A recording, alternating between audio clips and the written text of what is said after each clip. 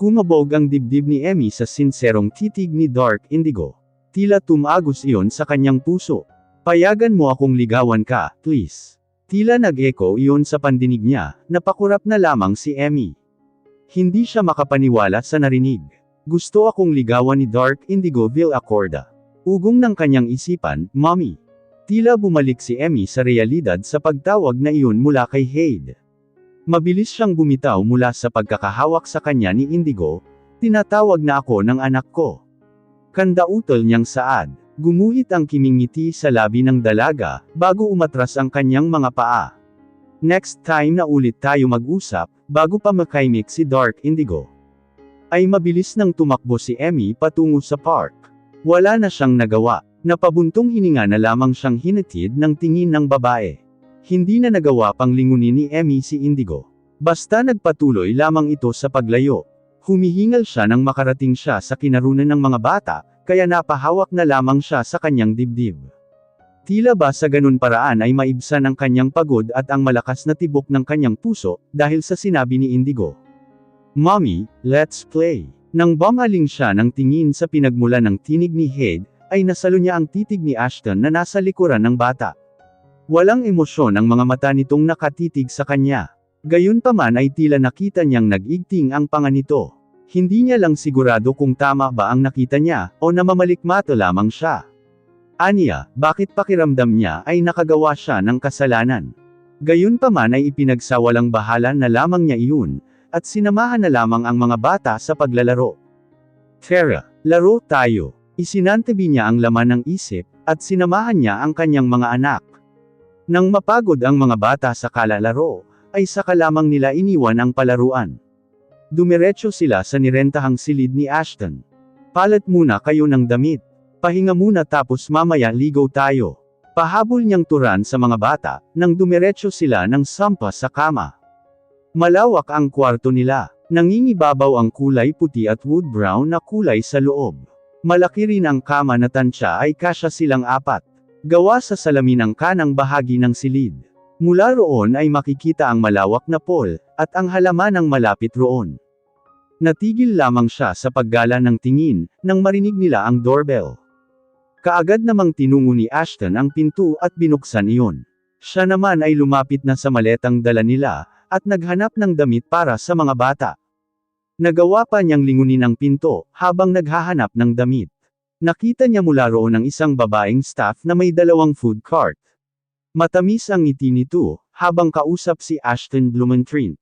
Hindi naman niya nakita ang reaksyon ng lalaki, dahil nakatalikod ito sa gawi niya. Naiiling na lamang siyang ibinalik ang atensyon sa malita. Tara na bihis na muna kayo. Nagpatuna na siya sa pagtungo sa banyo ng silid. Nang mabuksan niya, Leon ay pinonan niyang pumasok ang mga bata. Nagawa pa niyang lingunin ang pinto. Napataas na lamang ang kilay niya, dahil naroon pa rin ang babae, at patuloy pa rin ang dalawa sa pag-uusap. Hindi naman niya marinig ng maayos ang usapan ng dalawa, dahil parehong mahina ang boses nila. Magchikahan pa silang magdamag kung gusto nila, pake ko ba? Mahinang asal niya bago siya tuluyang pumasok sa loob ng banyo. Matapos panasan ang mga bata, at pagbihisin ang mga ito ay lumabas na agad sila. Nang makalabas sila ay mag-isa na lamang sa loob si Ashton. Kasalukuyan itong inaayos ang mesa para sa kanila. Kaagad naman nanakbo roon ng mga bata. Si Ashton na rin ang naglagay ng pagkain sa plato ng dalawa. Walang imik naman siyang samalo sa kanila.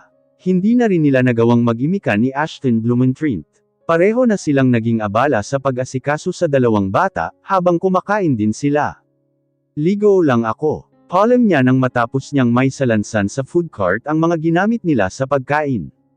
Okay po. Nagawa pang sumagot ni Hyde, kahit pareho silang abala sa panood ng pambatang palabas sa TV.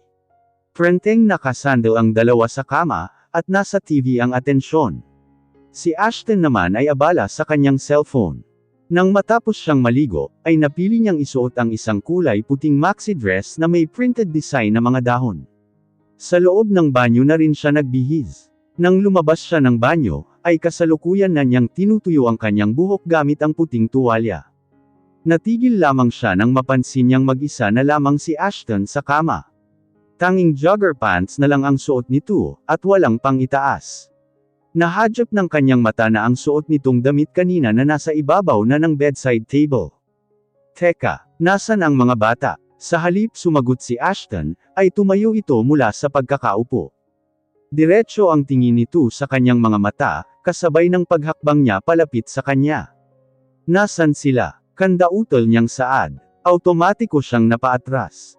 They are in the other room. Aya is with them. Walang kemo emosyong turan nito. Pupuntahan ko sila. Maagap niyang saad. Ngunit bago pa siya makahakbang, ay nagawa na siyang masukol ni Ashton sa pader ng silid. Itinukod nito ang kanyang kamay sa pader. Ano ba? Pinilit niya itong itulak. Why did you let Indigo hold your hand? Naningkit ang mga mata nito. Anong pinag-uusapan niyo kanina? Paki mo ba kung anong pinag-usapan namin? Kailangan ba i-report ko sa'yo? Pinilit niyang magtapang-tapangan. Nanguyom naman ang kamao ni Ashton sa tinuran ng babae. Do anything you want to do. Except flirting with other men. Marin nitong saad. Hoy! Hindi ako nakikipaglandian. Then that's good. Tabi ka nga, pupuntahan ko ang mga anak ko. Muli niya itong itinulak, ngunit hindi naman natinag. We're still talking. Ayokong kausapin ka. Binunggo niya ang dibdib nito gamit ang kanyang balikat. Paalisin mo ako. No, Emmy. Maautoridad nitong turan. Sabi na ngang ayaw kitang makausap eh. Muli niya itong itinulak sa kanyang dibdib. Nang magkaroon ng sapat na distansya sa pagitan nila, ay kinuha niya ang pagkakataon na iyon. Bumwelo siya at buong lakas na tinuhad sa pagitan ng kanyang hita si Ashton. Napangiwi na lamang si Ashton sa sakit. Naging dahilan rin yun upang mapa-address ito mula sa kanya. Walang sinayang na sandali si Emmy. Mabilis siyang tumakbo, at tinungo ang pinto ng silid.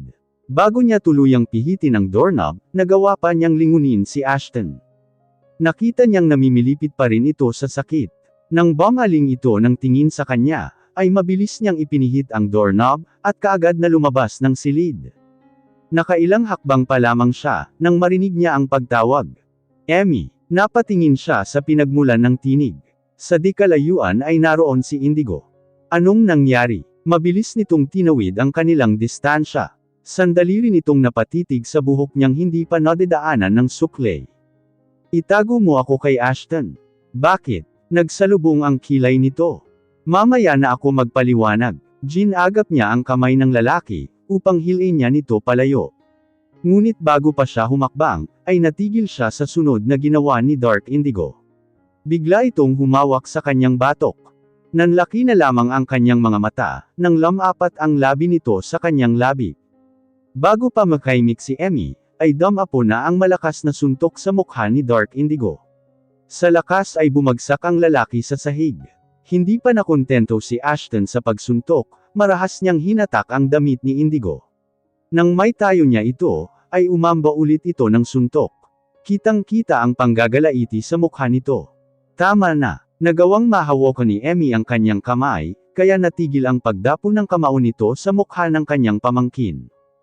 Hindi niya gusto ang ginawang paghalik sa kanya ni Dark Indigo, ngunit hindi naman niya maaatim na makita itong sinasaktan ni Ashton. Huwag mo na siyang saktan. Matalim naman ang titig ni Ashton Blumentritt na tumingin sa kanya. Tila dismayado rin itong umiling. Pagkatapos ay marahas nitong kinuyam ang kanyang kamay. Hindi pa tayo tapos, Indigo. Hindi ko mapapalampas ang ginawa mong ta. Mariing saad ni Ashton Blumentritt, kasabay ng marahas na pagtulak niya sa kanyang pamangkin. Muntikan pang matamba si Dark Indigo, ngunit nagawa niyang balansehin ang kanyang tayo. Bago pa makaimik ang sino man sa kanila, ay hinuli ni Ashton ang kamay ni Emmy, at kaagad niya itong hinila palayo kay Indigo. Saan mo ako dadalhin? Hindi na niya naiwasan ang kabahan. Kitang-kita nito ang pag-iigting ng panga ni Ashton. Lalong tumindi ang takot niya nang maalala niyang minsan na siyang iginapos sa kama ng lalaki. Emmy, nag-aalalang tawag sa kanya ni Dark Indigo. Nagawa pa niya tong lingunin. Indigo, binigyan niya ito ng tinging tila nagpapasaklolo. Agad naman kumilos si Indigo para sumunod sa kanila. Ngunit nakakaisang hakbang pa lamang siya, nang lingunin siya ni Ashton. Binigyan niya ito ng matalim na titig. Huwag kang makialam dito. Mariing banta nito. Uncle, kitang-kita ni Emmy kung paano umalon ang lalamunan ni Indigo. Alam mo kung paano ako magalit, Indigo. I am just controlling myself because of my children. Pero huwag ko akong sagarin. Bumalatay sa mga mata ni Indigo ang takot. Lalo tuloy kinabahan si Emmy sa nakita. Aniya sa sarili. Paano nga ba magalit ang isang Ashton Villacorda? Nang dalhin siya palayo ni Ashton, ay wala na siyang nagawa, kundi lingunin na lamang si Indigo, hanggang sa tuluyang mawala na ito sa paningin niya. Ano ba? Pinilit niyang tanggalin ang nakahawak na kamay ni Ashton sa kanya. Pinilit niyang magtapang-tapangan, ngunit lalo naman nitong hinigpitan ang pagkakahawak sa kanya. Nasasaktan mo na ako, Ashton. Tila naman walang narinig si Ashton Villacorda. Get in, Emmy, maautoridad nitong turan. Ayoko. Nakipagtagisan siya ng titig kay Ashton Blumentritt. I am not asking you. I am commanding you, Emmy. Mariin nitong turan bago siya nito hinila papasok sa loob ng hotel room nila. Anong gagawin mo sakin? Sasaktan mo ba ako? Para siyang sasabog sa galit, dahil sa walang ingat nitong paghila sa kanya. Hindi naman umimik si Ashton. Sa halip ay binitawan niya ang pagkakahawak sa kanya. Maya-maya lamang ay narinig na niya ang tunog ng pagkakalak ng pinto. Matapos iyon ay kaagad itong lumapit sa drawer ng bedside table. May kinuha itong remote control. Itinapat niya iyon sa glass wall, maya-maya lamang ay tumabong na roon ang makapal na kulay asol na kurtina. Ano? Ikukulong mo ulit ako? Nagpupuyos sa galit niyang turan dito. Kung ikukulong kita, hindi dito. Pipiliin ko yung lugar na hindi ka makakatakas. Lalong kumulo ang dugo niya sa tinuran ng lalaki. Napakuyom na lamang siya ng kamao. Now, calm yourself because we need to talk. Walang emosyon itong umupo sa kama. Hindi naman umimik si Emmy, sa halip ay nanatili siyang nakatitig sa lalaki. Hindi ko gusto ang ginagawa mo, Emmy. You're too close with my nephew. Masyadong masakit sa mata. Distance yourself from him. Mariing saad nito bagamat mas kalmado na kaysa kanina. Pinagbabawalan mo ba ako, Mr. Villacorda? Napahalukip-kap siya kasabay ng pagtaas ng kilay. Kung oo, pues sasabihin ko na ngayon. Wala kang karapatang pagbawalan ako. Naiintindihan mo ba? Wala kang kahit anong karapatan. Sunod nitong turan. Mataman niyang tinitigan si Ashton sa mata. Nagtandyas naman ang bagang ni Ashton Blumentritt sa narinig. We have the rights, Emmy. I am the father of your children. Nakipagtagisan ito ng titig sa kanya. Exactly. Tatay ka lang ng mga anak ko.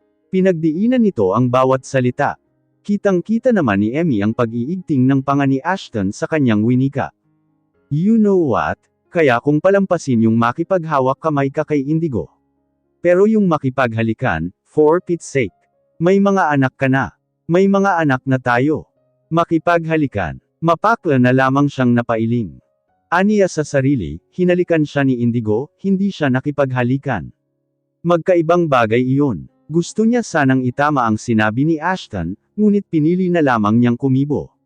Lalong umusbong ang galit niya, dahil gusto nitong palabasin na may anak na nga siya, ngunit nagagawa pa niyang makipaglandian. Inform lang kita, para knows mo. Masarap kahalikan si Indigo. Ang gwapo na niya, ang bango pa ng hininga niya. Hindi mas malayong mas magaling siyang humalik kaysa sayo. Nagpupuyos naman sa galit na napatayo si Ashton. Ngunit hindi na inintindi iyon ni Emmy, dahil labis na siyang kinain ng inis. Muli siyang nagpatuloy sa pagsasalita. Kapag nagkita kami ulit, hahalikan ko ulit siya. Umalangaw-ngaw ang mura nito sa loob ng silid.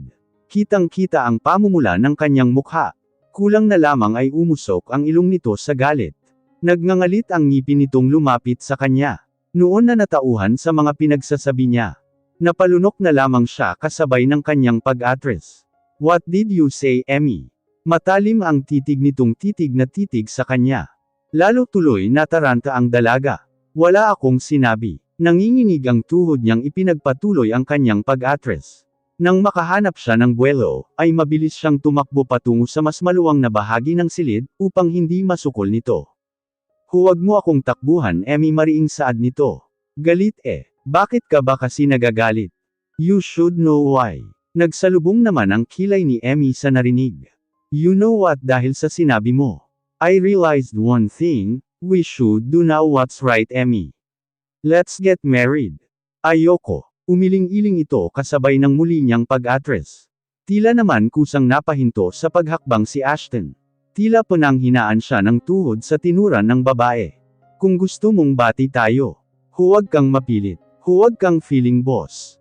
Napabuntong hininga na lamang si Ashton. If you stay away from Indigo. Walang emosyong turan niya, ngunit sa kanyang isipan ay umugang ang isang pangako.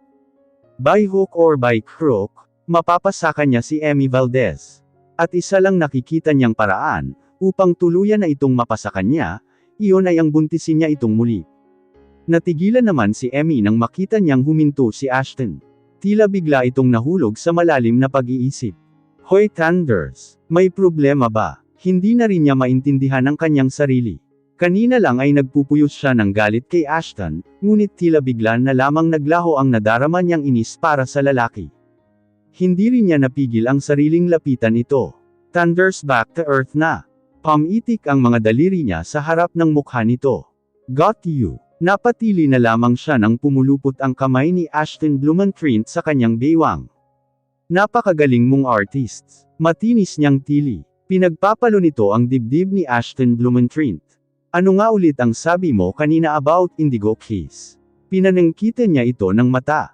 Do you want me to remind you how we kissed before? Walang kenjeting-iting turan nito.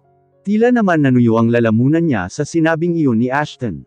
Nang sumagi sa isip niya ang nangyaring paghalik sa kanya ni Ashton, at kung paano siya tumugon, ay naramdaman niya ang pagkabog ng kanyang dibdib.